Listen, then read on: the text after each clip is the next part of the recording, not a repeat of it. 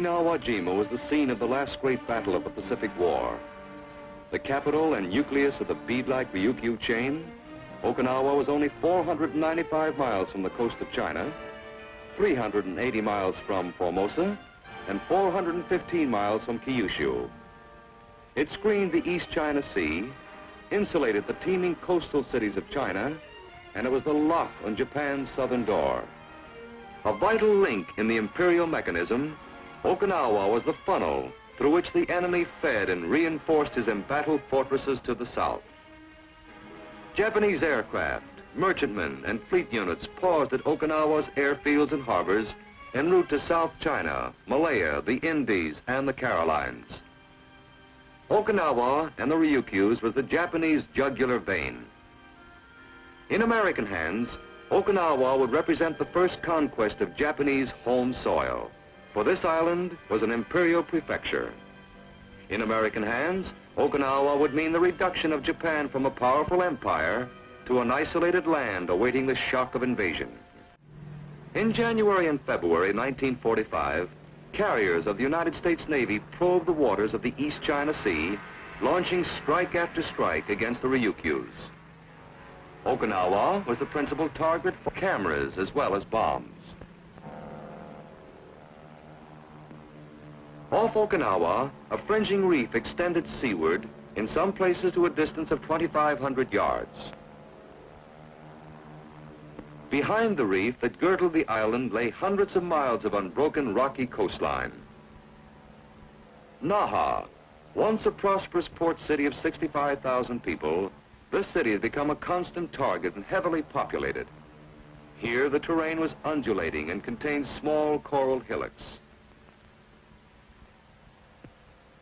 In central Okinawa, the terrain grew irregular. Wooded foothills, escarpments, and terraces replaced the level country. In the north, mountains rose out of the sea to form a virtually unbroken spine in the interior. On overcrowded, impoverished Okinawa, the people carved their terraces over whole mountains in a desperate effort to exist.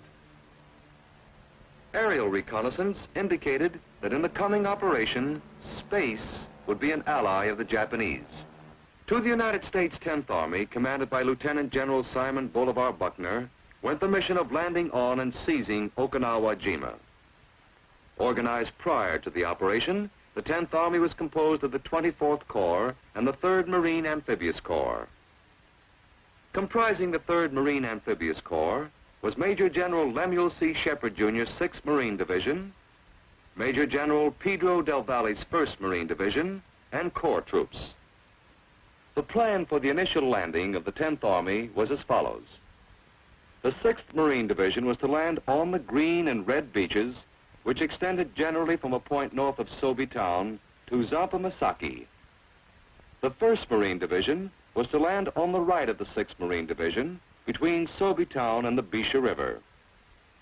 The 24th Corps was to land on the right of the 1st Marine Division, south of the Bisha River.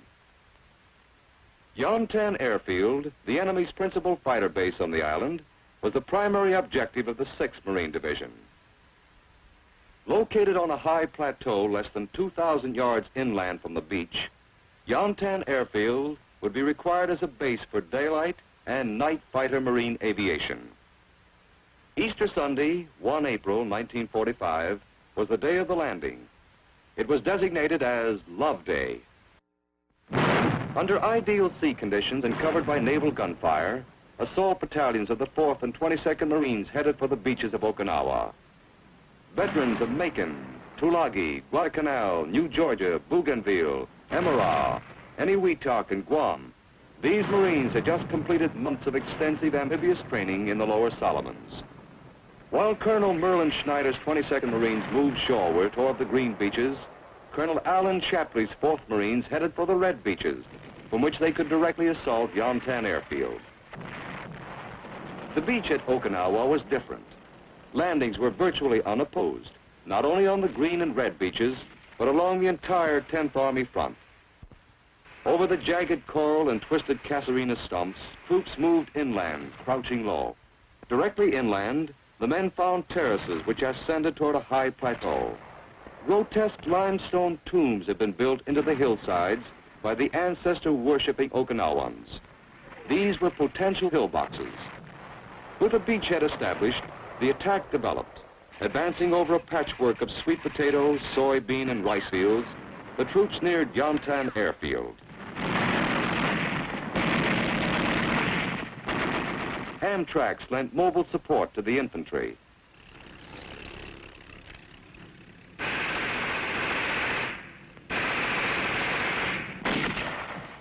Resistance encountered during this phase was light and sporadic. It was quickly silenced by Marine fire teams and riflemen.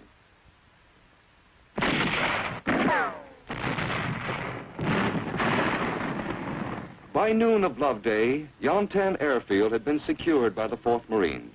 The big airdrome was found essentially intact. Trapped in their revetments, enemy fighters had been destroyed by airstrikes. A master of deception, the enemy made use of dummies. This shadow-casting straw dummy had been a problem to air photo interpreters.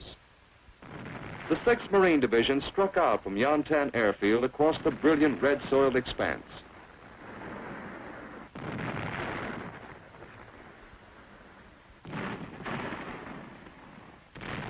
East of Yantan Airfield, contact was made with small enemy holding forces.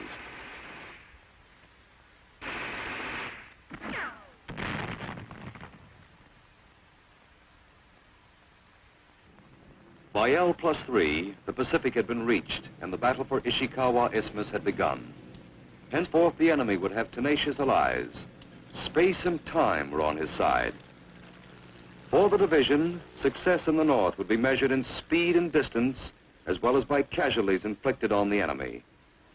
Troops outflanked the Japanese on the coasts, while battalions of infantry spliced their way into the rugged interior to find the enemy and destroy him. Ferreting him out in the heavy, deceptive vegetation was difficult. Relentlessly efficient, fire teams worked their way into position and then methodically erased snipers.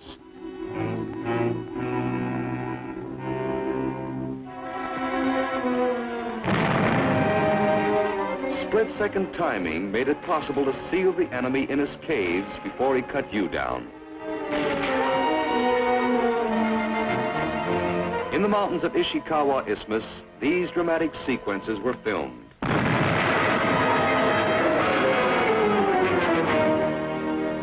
Dazed and burned, the snipers survived the blast.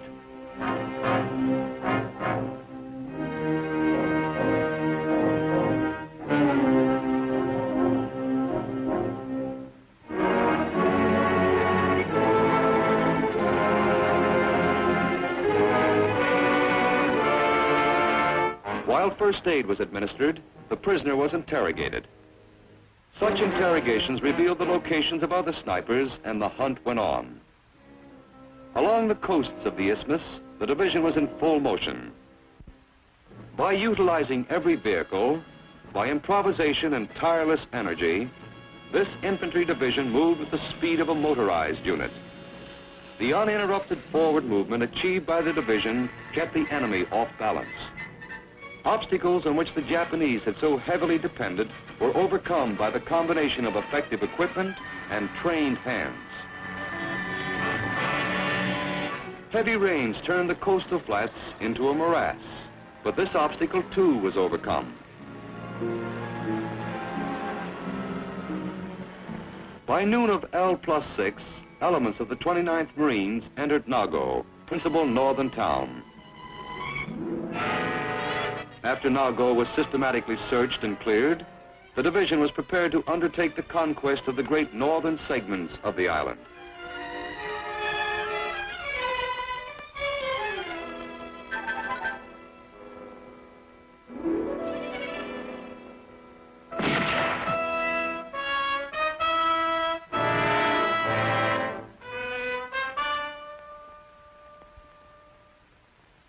Back at the beach, the enemy is with a tide and the coral reef, and success was measured in gross tonnage moved from ship to shore.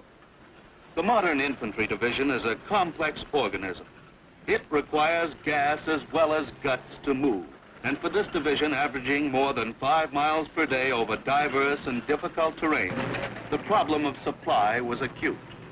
Assisted by the 58th Seabees, the 6th Engineers had labored to make Yongtan Airfield operative. A Marine observation cub came in on L+2. This was the first American plane to land on Japanese home soil since the outbreak of war.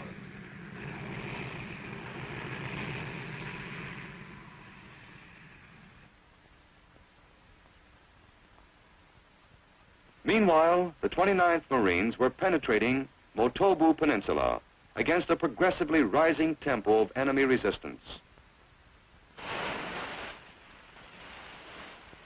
Simultaneously, the 22nd Marines crossed the colorful broad expanse of northern Okinawa.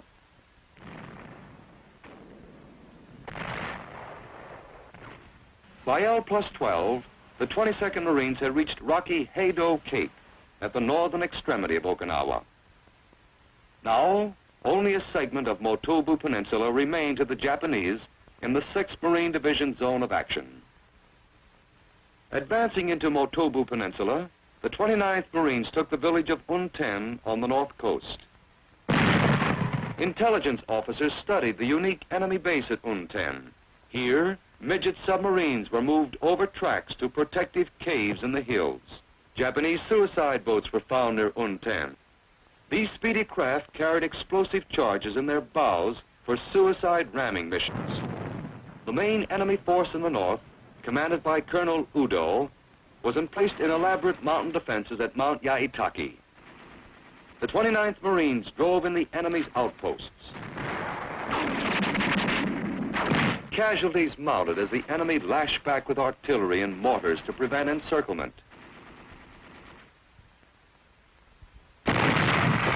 Artillery of the 15th Marines pounded the Yaitaki defenses, while the 29th Marines closed an iron ring around the enemy. Prior to the final assault, Colonel Alan Shapley took command in the Yaitaki sector. The colonel briefed the officers of his reinforced 4th Regiment. Plans for the assault were received and checked by platoon leaders and NCOs. Final orders were issued. 81mm mortars commenced a barrage against located enemy mountain positions. In these pictures, more living Japanese have been caught than in any others taken during the Pacific War. With mortar shells lobbing into their midst, more than 50 of the enemy came out of their holes to take up alternate positions.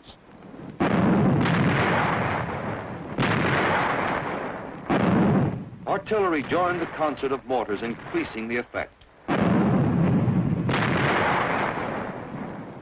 The attacking Marines had come to close quarters with the enemy. This man had just been shot in the hand. With the corpsman at his heels, he took cover. Pressure was brought to bear on the enemy at the base of the mountain. Then the assault commenced. On L+14, the 4th Marines went over the top to engage in a bitter hand-to-hand struggle for Yaitaki Peak. By nightfall, the enemy's last grip on northern Okinawa had been broken. Mount Yaitaki had its price. But Colonel Udo's entire Japanese garrison was annihilated.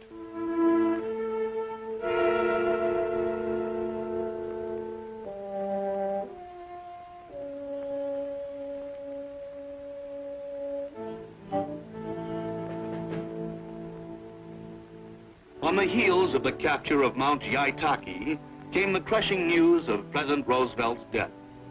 A pall hung over Okinawa, as over every isolated segment of land or sea where Americans fought their global war.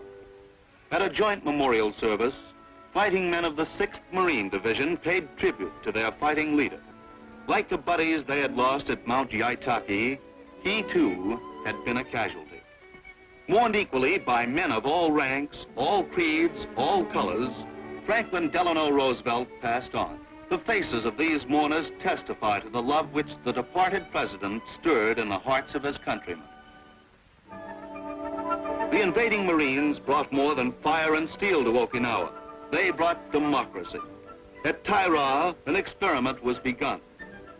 A town council met under American guidance and proceeded to govern the people. Introduced to the democratic way of life, the Okinawan community flourished. Under Marine supervision, schools and medical facilities sprang up overnight. Working with the minimum of equipment, civil affairs personnel accomplished a miracle in northern Okinawa.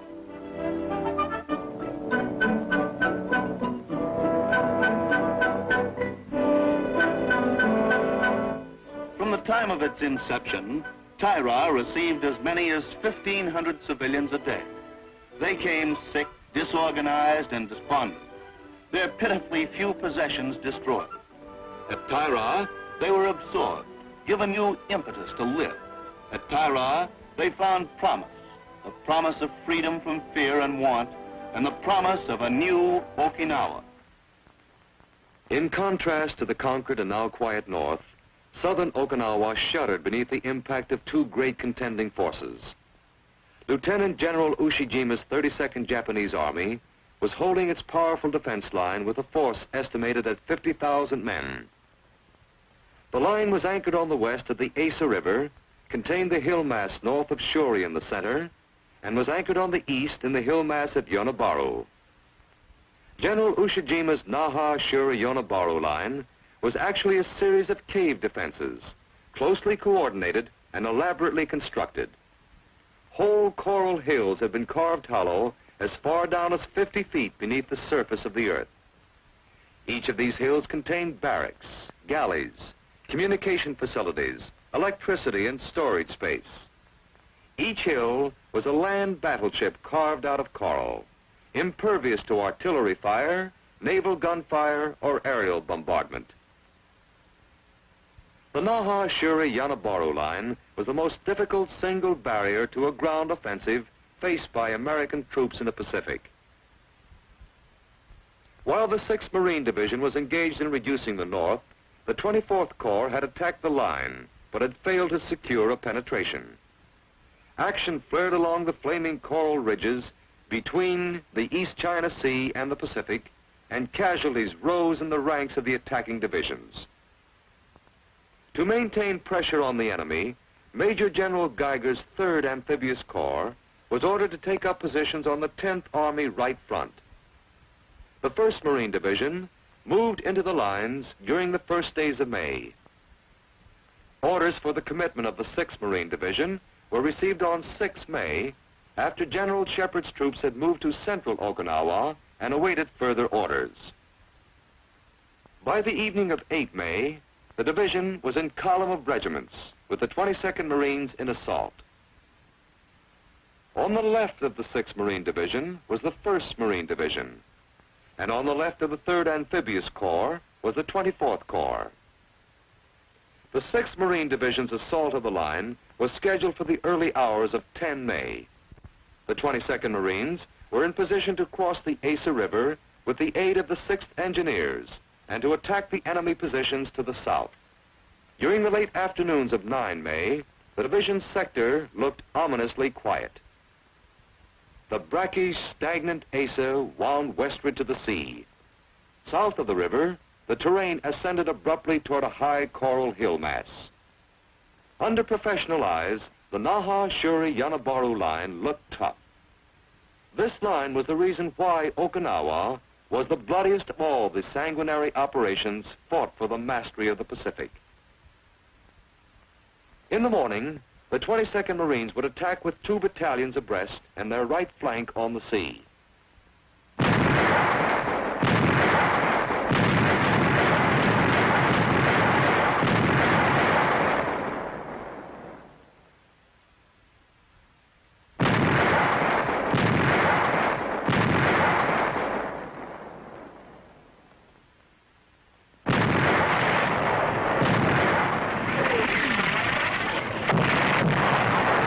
After a barrage lasting through dawn of 10 May, the infantry moved out past the Asa River.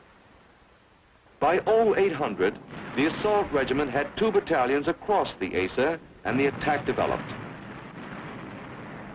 A bridgehead of 1,400 yards was held under heavy enemy fire at the close of the first day.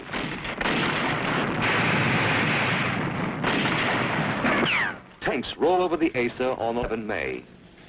They used a Bailey bridge thrown up under fire during the night by the 6th Engineers. Joining the assault battalions, the tanks increased the pressure against the enemy. The battle mounted in intensity and casualties rose. Naval corpsmen, serving with the infantry, ignored the death in the air to tend the wounded.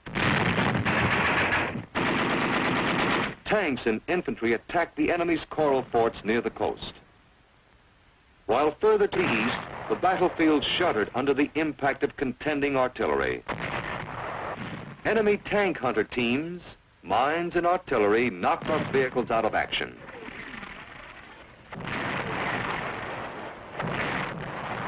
In this spectacular sequence, the crew abandoned one of our disabled tanks.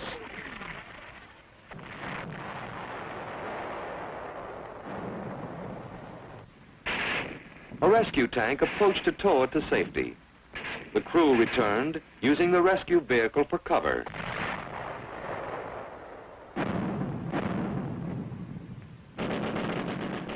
Under a hail of enemy small arms fire, the crew used phosphorus grenades to lay down a smokescreen.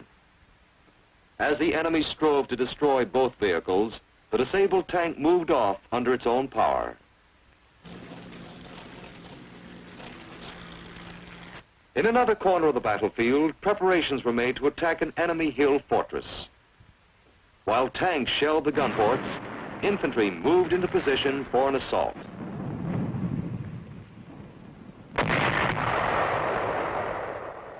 Working in teams of 3 and 4 and utilizing cover and concealment, the infantry applied demolitions and flamethrowers to destroy the fort.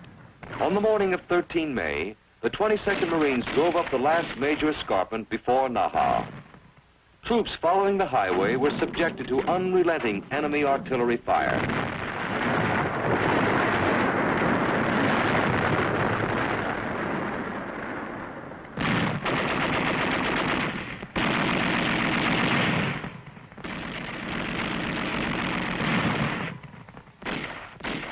On 14 May, the last of the enemy were driven from the high ground.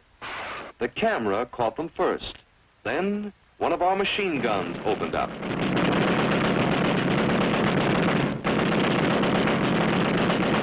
Marines of the 22nd Regiment now looked down on the ravaged city of Naha, sprawling desolately beneath them.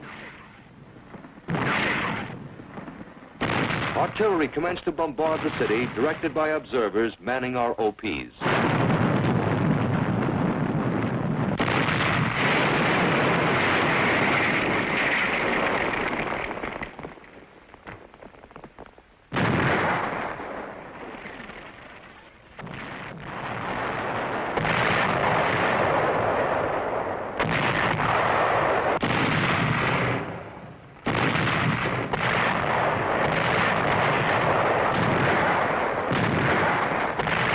Below the high ground lay a suburban village separated from Naha by the Asato River. Machine gunners applied direct fire against this target.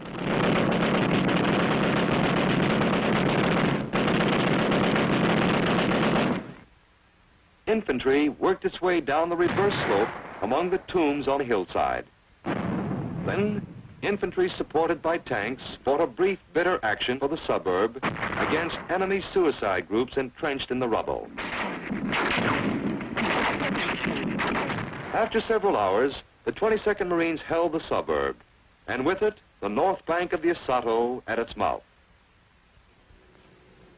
Meanwhile, the battle shifted eastward.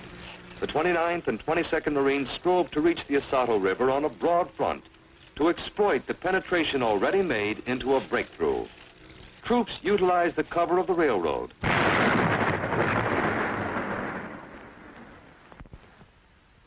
As the division advanced, its left flank grew extended and exposed. With all other parts of his line holding firm, the enemy strove to neutralize the gains made by the 6th Marine Division. All available weapons were brought to bear on the enemy. Rockets were effective.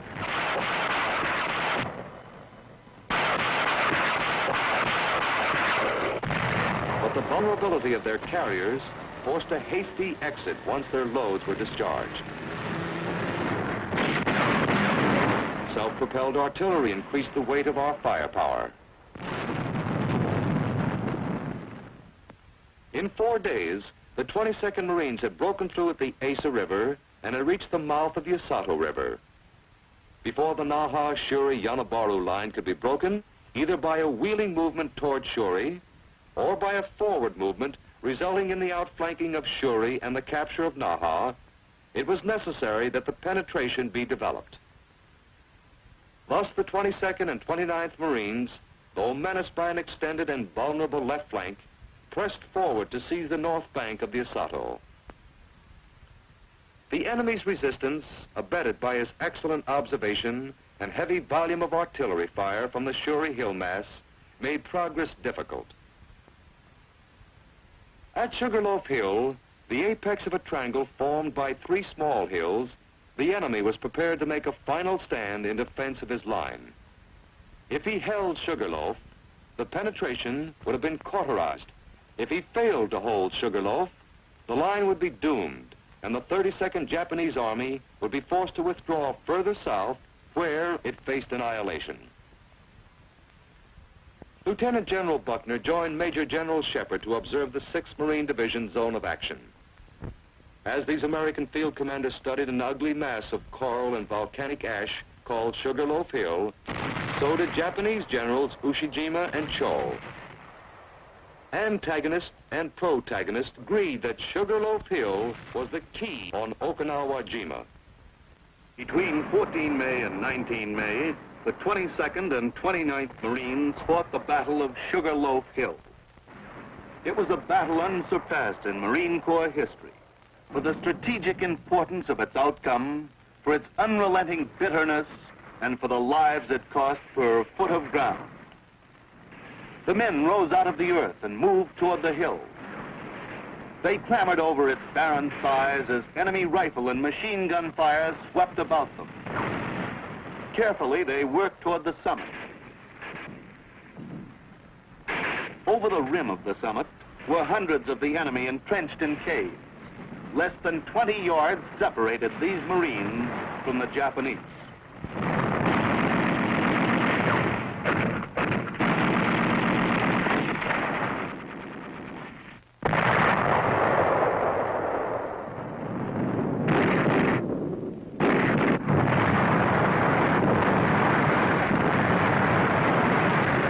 Casualties were treated as the battle swirled about them.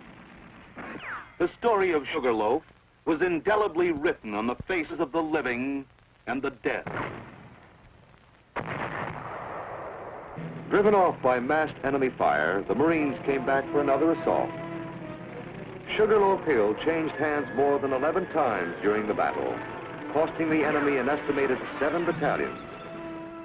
Its price in Marines was heavy, too. During the 10-day period, our losses numbered 2,662 killed and wounded. In addition, the 29th and 22nd Marines suffered the loss of 1,289 men due to exhaustion and sickness.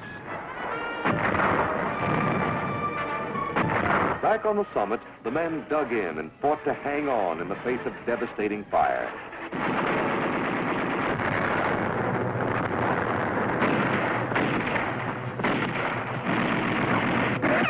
On 18 May, the 29th Marines stood on the hill once again.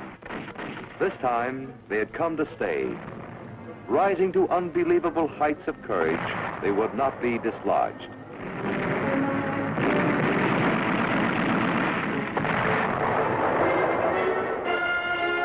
By the morning of 19 May, Sugarloaf Hill was ours. Even after the battle, the shifting ash of Sugarloaf continued to reveal the dead. These Marines were identified and removed for burial. The 4th Marines went into the lines and drove toward the Osato River. They crossed this barrier and entered the eastern suburbs of Naha.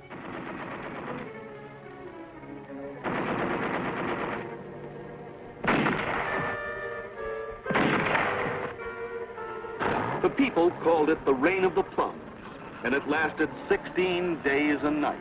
It had rained throughout the battles at the Asa River and at Sugarloaf Hill, filling foxholes with stagnant water, making rivers of roads, disrupting supply and communication. The rains closed all overland supply arteries.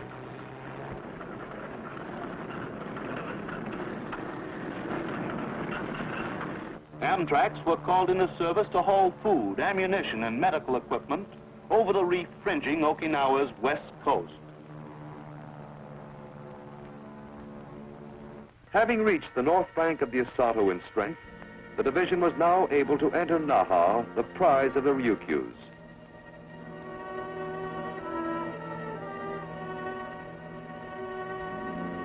Complete familiarity with the technique of street fighting, emphasized by Major General Shepard in the training phase, now paid off.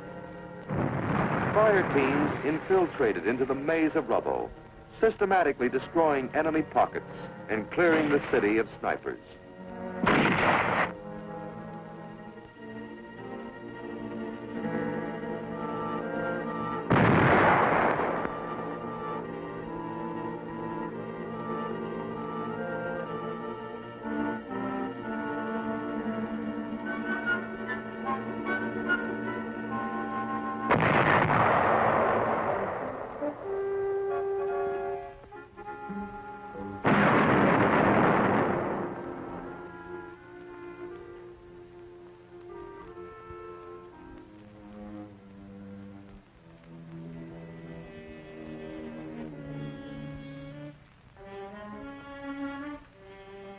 The veterans of the Solomons, the Marshalls, the Marianas, who composed the 6th Marine Division, had kept the image of the city before them for more than 25 days of intensive battle.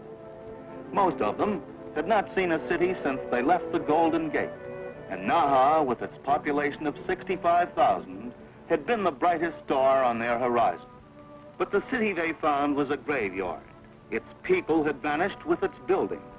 Nothing lived in this desert of stone. An occasional arch remained upright.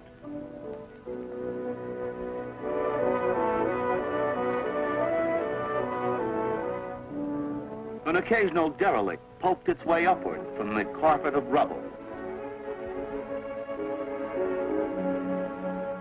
As though by miracle, the city's 2 Christian churches were still standing.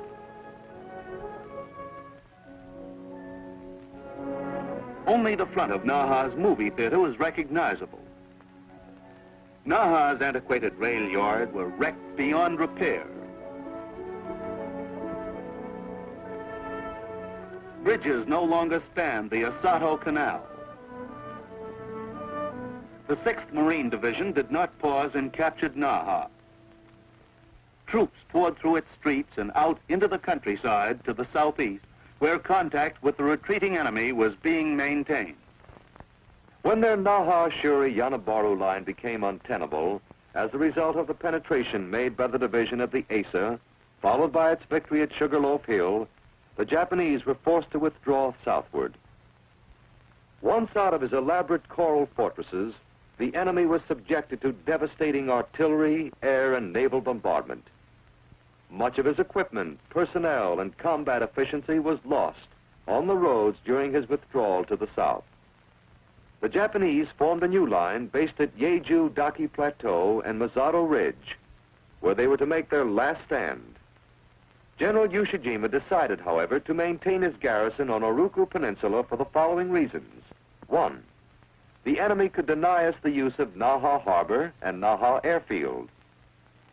The harbor was of particular value to the 10th Army because it meant shortened supply lines to the forces that would attack the Yeju-Daki-Masato line. 2.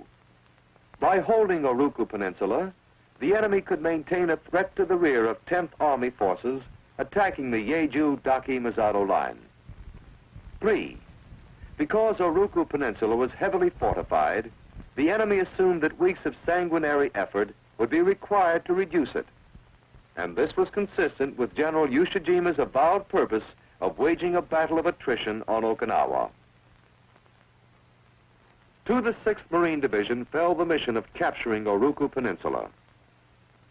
The enemy watched the division advance toward the Kokuba River and girded himself for an attack from the east. Major General Shepard waited for the defenders of Oruku to dispose themselves on the east, and then, masking his intentions, followed a plan that undoubtedly saved hundreds of Marine lives and cost the enemy his strategic peninsula in less than 2 weeks. At dawn of 4 June, while the enemy awaited an attack from the east, the 4th Marines came ashore on the western beaches of Oruku Peninsula.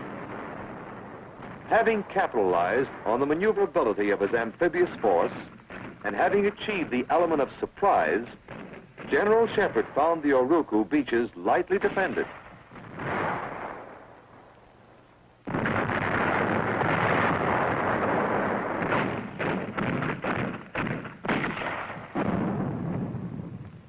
The 4th Marines moved swiftly inland.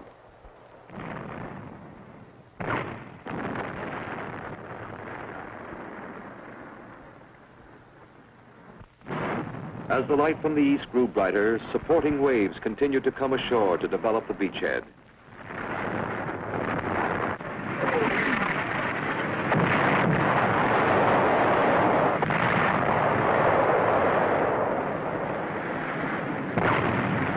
The surprised Japanese commander abandoned Naha airfield and attempted to cover it only by fire. Moving southeastward from the beach, the 4th Marines reached Naha airfield on 4 June and secured it on the 5th. This had been the enemy's principal ferry base for aircraft headed southward from Japan. With the airfield behind them, the 4th Marines pushed northward to the high ground which the enemy was defending. The 29th and 22nd Marines were committed from the east and west respectively.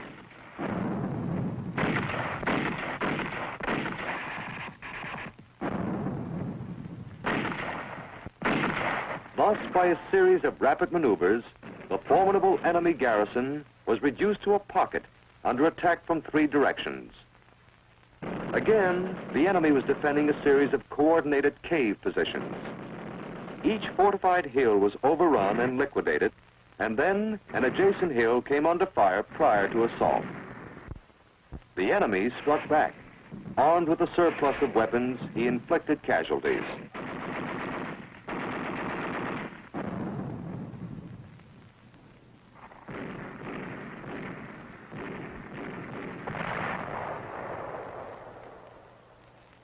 Tanks were used to clear small valleys and ravines between hill forts. Troops moved quickly from hill to hill, for the low areas were covered by the enemy's automatic weapons. When an enemy hill was reached, the grim business of reducing each gun port and air vent by fire team action proceeded. Streams of fire poured into the ventilating system of a fort proved effective.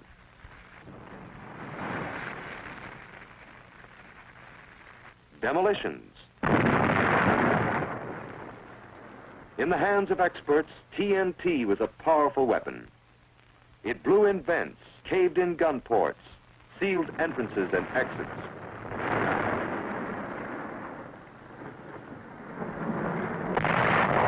The enemy employed mines extensively, particularly in the coastal flats, roadbeds, and on the airfield. Trained personnel cleared these areas.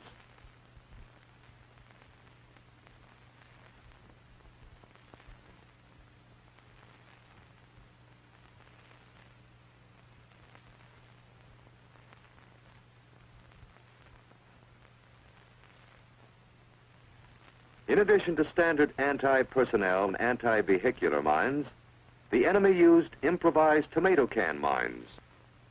These were filled with picric acid and iron and steel fragments.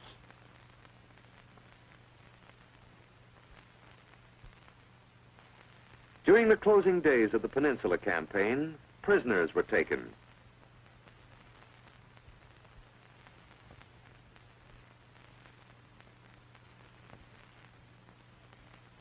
This Korean, taken from Admiral Ota's command post, had amputated a section of his own leg and managed to live. Driven from the high ground and trapped in the weeds, the enemy had 2 alternatives: to die or to surrender. The majority chose to die. But many surrendered, and in numbers that were, until that time, unprecedented in Pacific warfare. Victory at Oruku Peninsula meant the opening of the port of Naha. Dredging operations and reconstruction began immediately with the collapse of enemy resistance across the water. This Bailey Bridge was a monument to the labors of the 6th Engineer Battalion. It was the longest Bailey Bridge ever constructed by the Marine Corps. It spanned Naha Ko, linking Naha with Oruku Peninsula, and had been constructed under fire. The Battle of Okinawa went on. 10th Army divisions attacking the Yeju-Daki-Misato line were making limited progress. The 6th Marine Division moved into the lines opposite Misato Ridge. With the 22nd Marines in assault, the attack jumped off on 17 June. Misato Ridge was a jagged pile of coral. The enemy, scarcely perceptible, defended it from caves and crevices.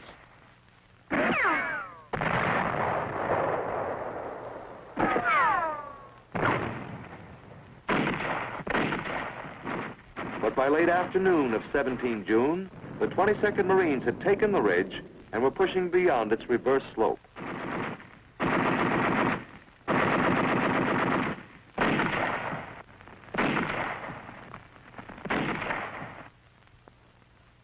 Kuwanga Ridge was the next hurdle.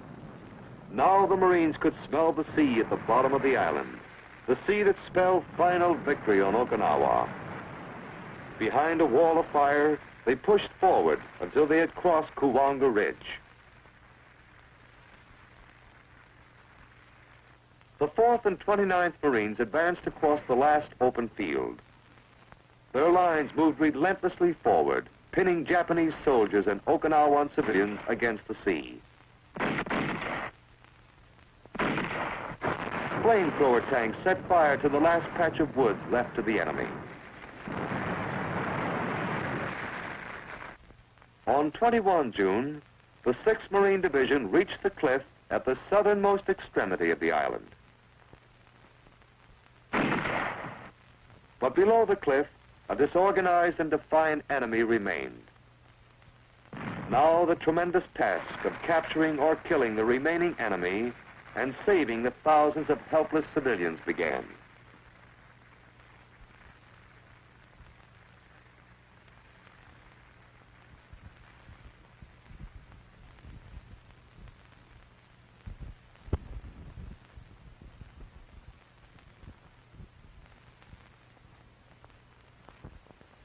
From this gargantuan cave, where they had taken refuge, the division evacuated more than 600 Okinawan civilians. Burned, starved, desperate people poured out of this cave at the bottom of the island after weeks of confinement. Most of them were too weak to walk. Most of them could not adjust their eyes to the sunlight after living in darkness.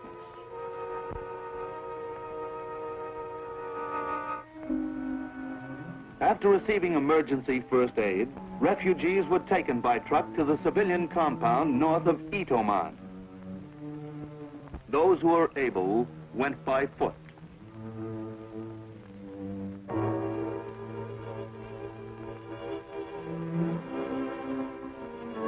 Every day, thousands of them poured into the civilian compound. The division handled 24,308 civilians on southern Okinawa alone. Each of them needed food and medical attention. Each of them needed to be screened and organized. Pitiful specters. This family typified the condition of the people. Medical personnel worked incessantly. There was little time for sentiment. There were not enough hours in the day to repair these broken people.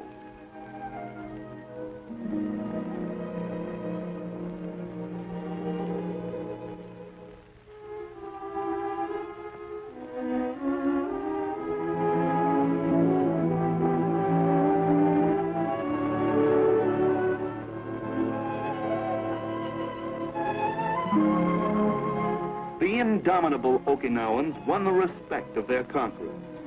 Stoically, they adjusted themselves to their terrible situation, helping themselves wherever possible.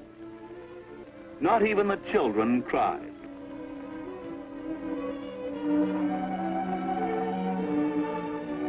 For the able-bodied males, there was work to be done. After they were screened by counterintelligence, the men were organized for labor on the roads and in the field.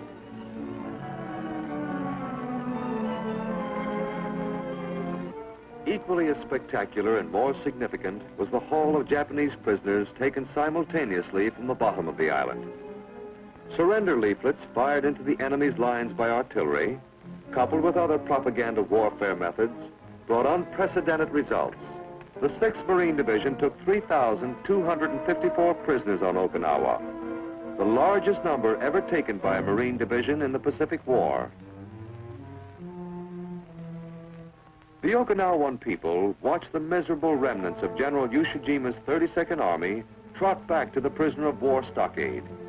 The legend of Japanese invincibility was for them eternally broken.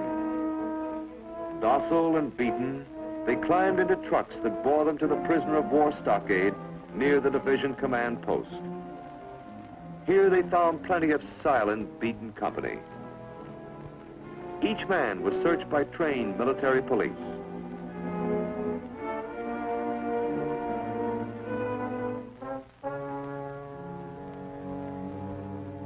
Each man was interrogated by Japanese language officers, and the information received was checked by order of battle officers and forwarded to higher echelon. At the prisoner of war stockade, there were facial studies for the camera to record. Each face spoke without moving its lips. Each face was eloquent. They spoke of defeat, of despair, of disillusion. These were young faces and old, tired, bitter faces, sullen faces that won another chance. But all were the faces of a defeated people.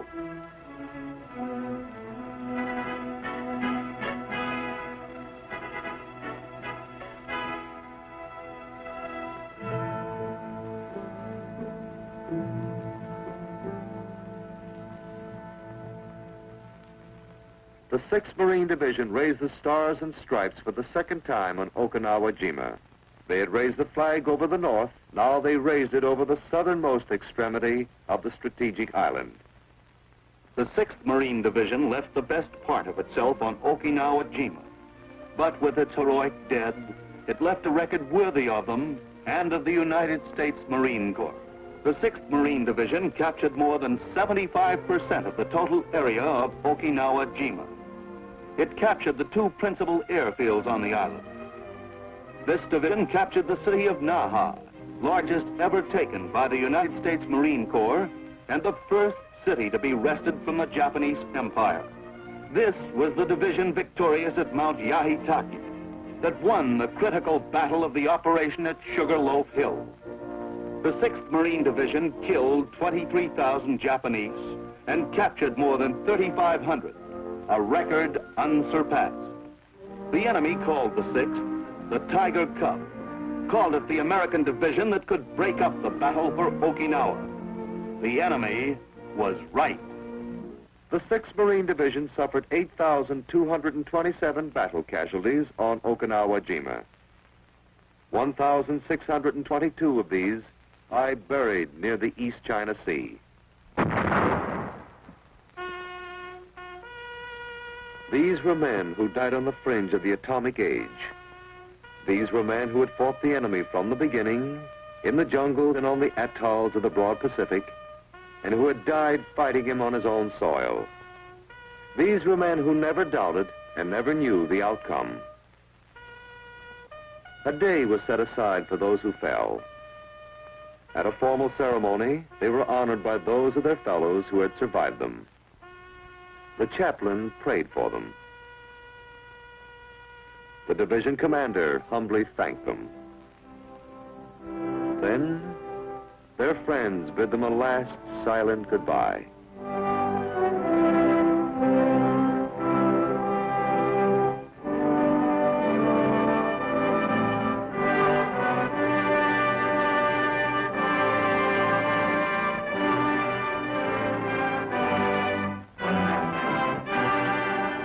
Died for God and country.